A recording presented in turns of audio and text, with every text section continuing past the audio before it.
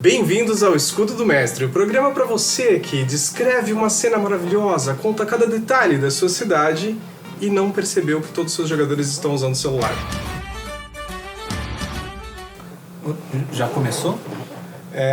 Eu sou o Bola. Eu sou o Gil e isso já aconteceu comigo antes. Tanto estar no celular quanto passar um tempão descrevendo vários detalhes da minha cidade e perceber que ninguém está prestando atenção. E, de certa forma, isso é sua responsabilidade. Como mestre, você deve prestar atenção para criar descrições que as pessoas sintam que é importante ouvir. É importante que aquela descrição faça parte daquele cenário vivo que você está criando. Aí eu pergunto, eu posso fazer isso de cabeça? Ou eu devo ler, escrever, ou pegar uma aventura pronta? Como que é? Bom, eu acho que descrição é uma das ferramentas mais importantes que o mestre tem. E não é só descrever uma cena, uma cidade. É tudo, você descrever um personagem, descrever um combate, descrever um desafio, a cidade, a localização onde você está. E eu acho que, assim, você pode improvisar tudo, mas eu sempre tento fazer um roteirinho de como eu imagino aquela localização, aquilo que eu vou descrever, para eu ter um norte quando eu for descrever para os meus jogadores. Não quer dizer que eu vou ler tudo que eu deixei roteirizado sempre, mas é bom sempre ter ali porque você vai deixar todos os detalhes que você acha importante ali escritos. Aí se você esquecer, na hora que você está descrevendo, você vai ver que tinha aquilo e vai adicionar. Como mestre, você vai acessar várias dimensões da sua história. Não é somente aquela figura, aquela cena como se fosse uma fotografia de como que é o NPC ou como é a cidade. Você descreve coisas acontecendo e sendo afetadas pelo tempo. Então, quando você fizer essas descrições, lembre-se disso, que se os personagens voltarem para uma cidade que eles já visitaram, talvez as coisas que eles tenham feito possam ter surtido algumas consequências ali dentro. Alguns dos personagens podem não gostar deles por causa da decisão que eles tiveram de como conduzir a si mesmos durante uma aventura. E a melhor forma de mostrar isso para os jogadores, que a cidade mudou, é descrevendo e fazer uma descrição um pouco diferente, focando nesses detalhes.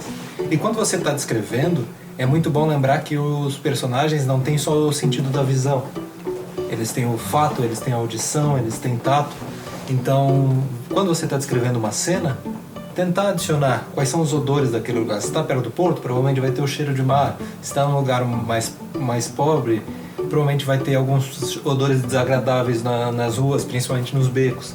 Se está perto de um restaurante ou de uma padaria, vai provavelmente ter o cheiro de comida agradável ali dentro. Descrever se está tocando alguma música, se tem gente conversando, para mostrar que tem gente vivendo naquele local. Não é só um cenário de videogame dos anos 90, onde tem várias casas com ninguém na rua e as portas fechadas. A descrição não pode ser também só um filme, onde você, somente naquele momento, no momento de introdução das cenas, você descreve o que acontece ali. Se você fizer isso, as pessoas vão perder a atenção muito rápido. Mas se você utilizá-la como um recurso para fazer a história andar. Então imagine que seus aventureiros estão dentro de um calabouço que está prestes a ruir. E cada pouco tempo você descreve características que possam fazer com que eles entendam o que está acontecendo. O cheiro de enxofre de um vazamento vulcânico, os tremores caindo poeira do teto pode ser um indício de que esse teto vai ruir, e criar um senso de urgência para investigar ou conduzir sua história da maneira que você achar melhor. Uma boa maneira de fazer isso é você preparar. Se você sabe que um encontro vai durar um número determinado de turnos, porque no final daqueles turnos algo fora do combate vai acontecer. Por exemplo, a gente estava jogando uma sessão há algumas semanas atrás, onde o mestre sabia que aquele encontro ia acabar com o vulcão explodindo e fazendo isso a gente ter uma chance de escapar. Mas a gente não sabia. Só que o mestre não se aproveitou disso para ir descrevendo o que estava acontecendo com aquele vulcão. Simplesmente chegou um momento que o vulcão explodiu e a gente teve a oportunidade de sair. Para nós jogando, pareceu que era uma coisa que saiu do nada, simplesmente para tirar a gente de uma situação perigosa. Aí o que aconteceu? o nosso senso de perigo daquele momento se esvaziou inteiro. Até porque não existia uma expectativa de que, meu Deus, a qualquer momento esse vulcão pode explodir. Então a gente tem que... A gente nem lembrava que tinha um vulcão ali por perto. E de fato tinha, o mestre descreveu, ele descreveu inclusive como as portas tinham vedações para que não passassem gases, esse tipo de coisa. Na verdade, esse eu estou presumindo. Mas eu não tinha muitas ferramentas com que trabalhar para que eu lembrasse que aquilo ali estava acontecendo no background da nossa história. Normalmente o jogador foca muito na ação, naquilo que está acontecendo na frente dele. E se você, quando estiver fazendo a sua descrição de algo assim, não relembrar o jogador o tempo inteiro de algo que vai acontecer no futuro, ele não vai prestar atenção. Então, como eu faria essa cena do vulcão? Se eu sei que daqui a 5 ou 6 turnos o vulcão vai explodir, lá no primeiro turno, eu começo a falar que vocês veem ao longe fumaça saindo do vulcão. Aí 2 turnos depois, eu descrevo que sente alguns tremores, algum barulho na distância, não sabe se é um trovão ou alguma coisa. No quarto turno, eu já dou uma descrição de perigo iminente, que tá vindo barulho direto do vulcão, começa a ver um brilho de dentro dele. No quinto turno, dá um pequeno terremoto, e no sexto o vulcão explode. Então, todo turno eu estou lembrando para o jogador, vai explodir um vulcão, vai explodir um vulcão, vai explodir um vulcão. No momento que o vulcão explodir, eles já estão preparados e já sabem que isso vai acontecer. E você pode usar inclusive como um arco mais longo da história. Imagine que vocês estão em uma aventura onde vocês precisam tornar fértil o deserto. Na primeira campanha é completamente árido. Lá no quinto episódio, na quinta sessão, você já vê alguns arbustos, já vê folhas, já vê água. Você pode trabalhar com arcos longos e isso pode ser considerado um sucesso em como descrever a sua cena. Então faz um checklist mesmo, vou descrever o que está acontecendo agora, vou descrever de forma que o jogador consiga imaginar, se colocar na situação do personagem, então usar os sentidos mesmo, o olfato, a audição, vai além do que eles estão vendo na sala. É muito bom você pegar emprestado como são feitas as descrições nas aventuras prontas, eles são muito bons sobre isso, você pode usar isso como um exemplo. E quando você for fazer seu checklist, você pensa, esse vai ser um evento que eu estou descrevendo, que vai ser influenciado pelas ações dos jogadores ou não. Porque isso é uma dica para quando você montar seu checklist. Se for um evento que não vai ter interferência dos jogadores, ele vai acontecer, não importa o que os jogadores fizerem, você faz seu checklist montando com base em tempo. Na sessão 1 eu ter que descrever isso aqui, que o lugar é desértico. Na sessão 3 eu tenho que descrever que começou a juntar nuvens de chuva. Na sessão 7 eu vou descrever que eles veem algumas plantas surgindo naquele lugar. Para lá na sessão 12 eu descrever que já tem um pequeno oásis, eles já sabem. Porque daí eu estou passando para os jogadores que as coisas estão acontecendo, o mundo está vivo ao redor deles. Não é um mundo que existe só na visão, no cone de visão dos jogadores. Ele existe apesar deles. E quando você quer que nessa checklist as coisas aconteçam dependendo do jogador, você não se baseia em tempo, se baseia em ações deles. Eu sei que nesse meu arco os jogadores vão receber um trabalho na taverna, vão descobrir quem é o vilão, depois vão descobrir que o vilão tem contato com quem contratou eles para no final ter um combate final. Então, eu sei que isso aqui vai acontecer. Então, na minha descrição, eu vou fazer a primeira descrição na taverna, daí eu já vou deixar preparado para quando eles encontrarem com o vilão eu ter uma descrição pronta, para depois, quando eles fizerem uma descoberta. Então, se não tem nada a ver com os jogadores, eu vou basear em tempo. Se tiver a ver com os jogadores, eu vou basear nas ações deles. Quando eles fizerem algo, eu vou descrever. E isso é muito legal, ter a sensação de que os personagens estão vivendo em um mundo vivo onde as ações deles geram consequências. E uma das sensações mais gratificantes que um jogador pode ter é pensar: caraca, é verdade, isso estava acontecendo desde a primeira sessão, eu lembro que você me falou determinada coisa. Mas aí está um truque. Um truque que ninguém está esperando. Nós vamos fazer um vídeo inteiro sobre isso. Como você vai fazer para lembrar tudo isso? Usar um caderninho de notas? Olha, é muito fácil esquecer de abrir esse caderninho, de ler essa informação na hora propícia, na hora adequada. Que tal usar o seu escudo do mestre? Em alguns dias a gente vai falar sobre isso. Você pode colocar marcadores e anotações justamente para conseguir lembrar todo esse tipo de informação ao mesmo tempo durante a ação. E quando você está descrevendo coisas que vão acontecer no futuro, você está dando dicas para os jogadores, essa descrição ela não precisa ficar clara para o jogador na primeira sessão. Você pode dar uma dica, descrever algo que vai parecer não ter sentido naquele momento, e se você tiver jogadores que gostam de anotar tudo, provavelmente eles vão anotar aquilo, para lá no futuro, quando acontecer, eles perceberem que você já estava jogando dica de que isso ia acontecer desde o começo. Isso vai fazer a história parecer muito mais complexa do que ela é de verdade. E permite o jogador ser recompensado por anotar tudo, ser recompensado por prestar atenção nessa história também. Como nós contamos histórias? A humanidade ela tem um padrão de contar histórias muito parecido, era o mesmo que a galera fazia ao redor da fogueira. A diferença é que a nossa fogueira hoje em dia tem mais tecnologia, o cinema.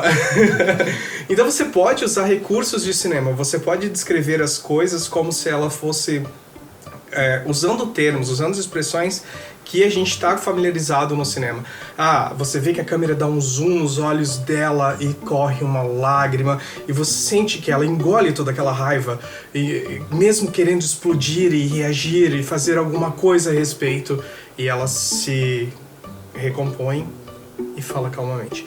Uau! Sabe? Que legal! Você pode imprimir mais emoção, mais sentimento, você pode criar uma dimensionalidade mais legal na hora de descrever aquela ação. E isso que eu tô falando aqui só de uma ação parada, mas imagine uma ação em movimento, uma cena de combate, uma cena de incrível. Ou até fazer um panorama da cidade quando está descrevendo ela. Você não precisa colocar a descrição sempre nos olhos dos jogadores, eles não precisam estar em primeira pessoa o tempo inteiro.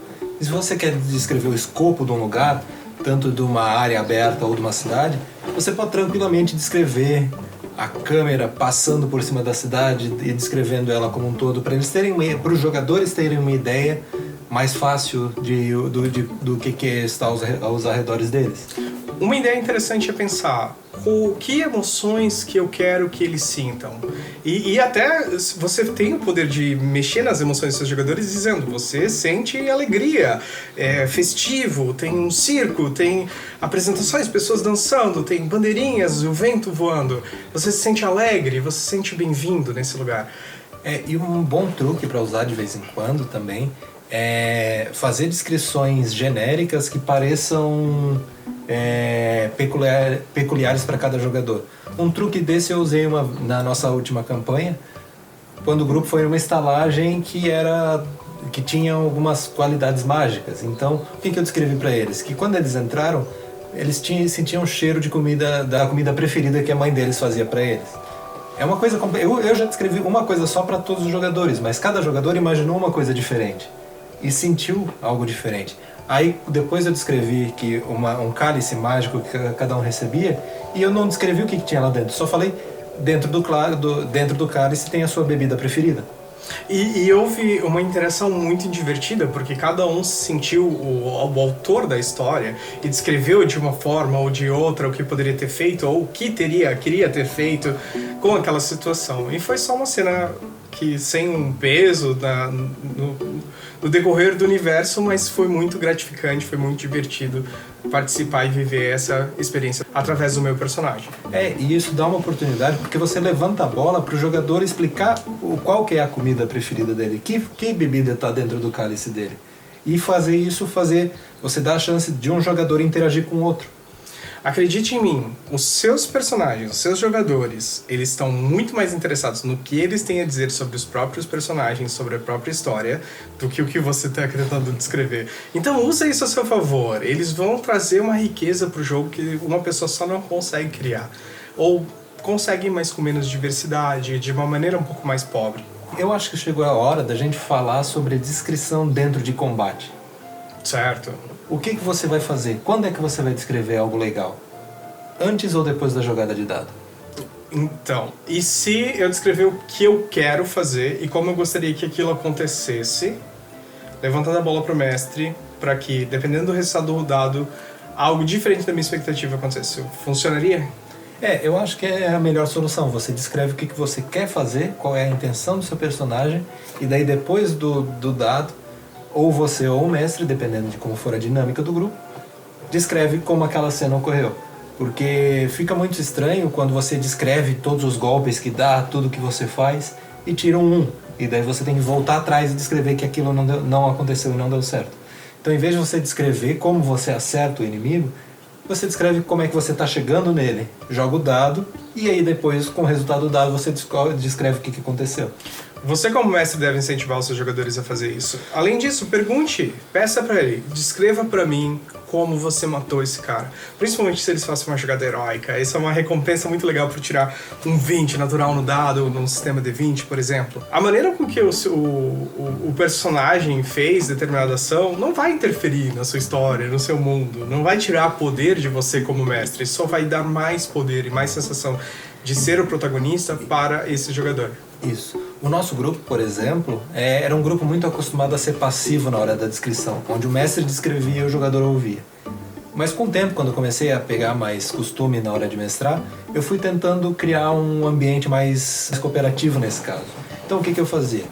Eu pedia para o jogador descrever se ele derrubou um inimigo, se ele matou um inimigo, como é que você matou ele? Como é que foi o seu golpe? O que aconteceu?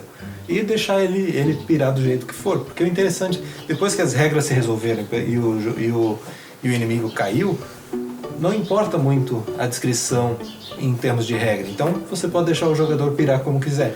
E uma coisa que eu acho muito importante também é incentivar os seus conjuradores a descreverem como eles conjuram a magia deles. Como é que sai aquilo, como é que é a magia de cada um deles. Porque isso vai mostrar muito como é que é a personalidade daquele personagem. O livro, o sistema de D&D, por exemplo, ele não é que ele te amarra, mas ele, se você olhar mecanicamente, ele não dá muitas evidências de como você faz isso. Então, se você for fazer um ataque de espada, você vai jogar o dado de espada, jogou, soma a sua força, vai ser o dano, e o inimigo chegou a 0 e caiu. É que nem um videogame.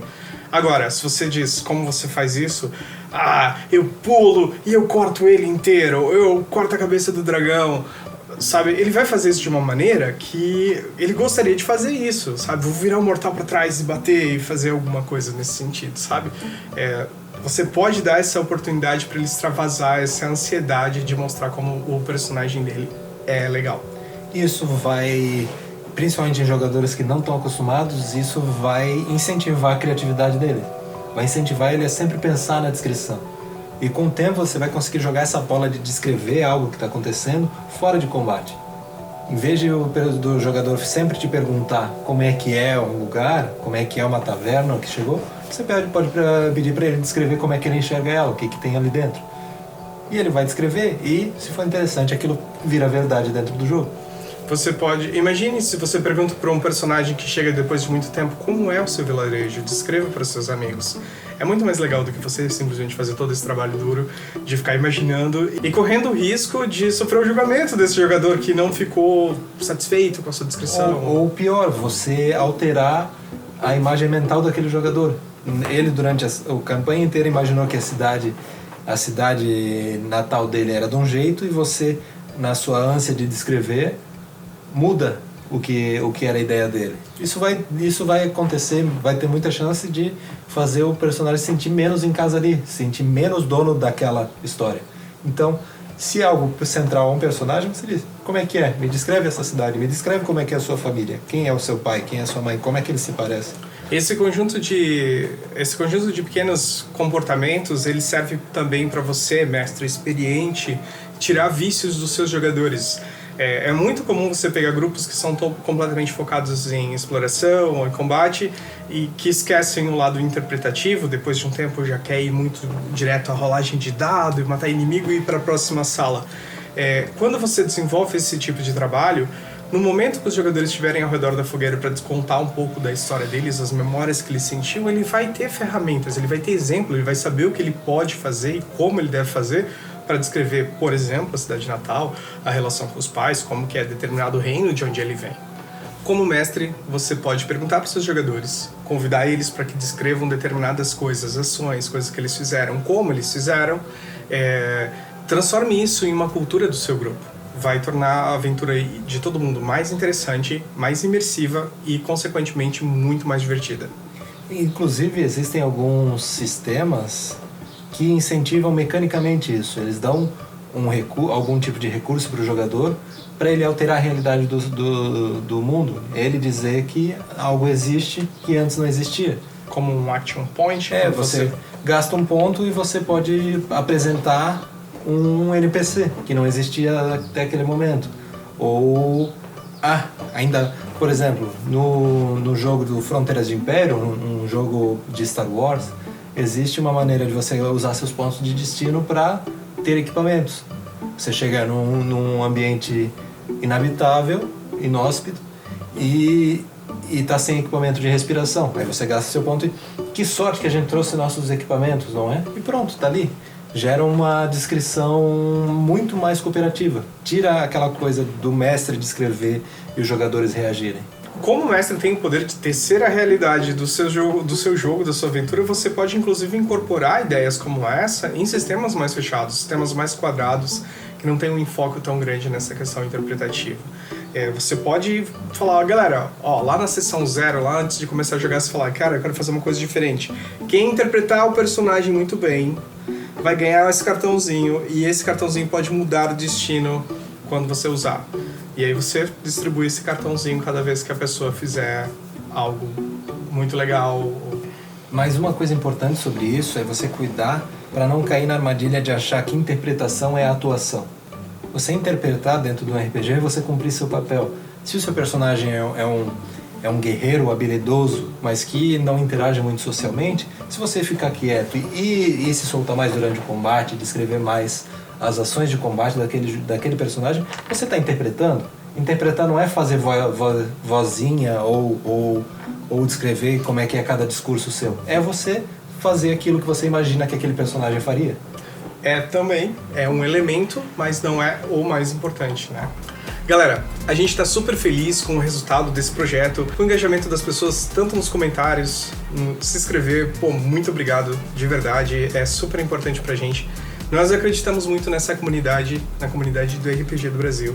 E você está super convidado, caso você esteja chegando aqui do futuro, super convidado a se inscrever, clicar no sininho, conversar com a gente, deixa comentário mesmo, que a gente vai procurar responder todo mundo assim que a gente conseguir.